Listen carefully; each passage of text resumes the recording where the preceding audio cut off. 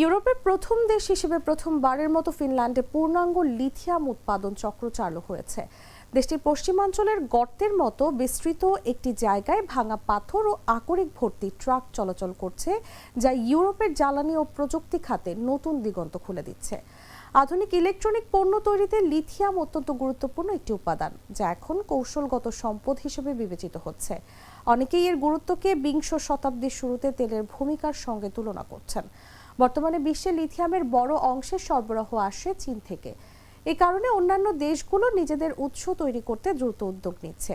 ইউরোপের পর্তুগাল ও চেক প্রজাতন্ত্র সহ আরও কয়েকটি দেশে লিথিয়ামের মজুদ থাকলেও ফিনল্যান্ডের এই প্রকল্পটি প্রথম, যেখানে খনি, কনসেন্ট্রেটর থেকে শোধনাগার সবকিছুই মাত্র ৪৩ কিলোমিটারের মধ্যে অবস্থিত।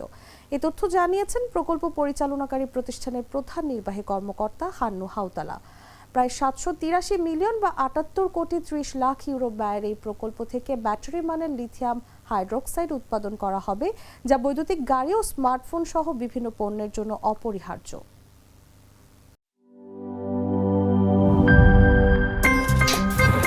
আমার একটা স্মার্ট সিদ্ধান্তে 25% গ্যাসের খরচ কমেছে। ভাবছেন কিভাবে?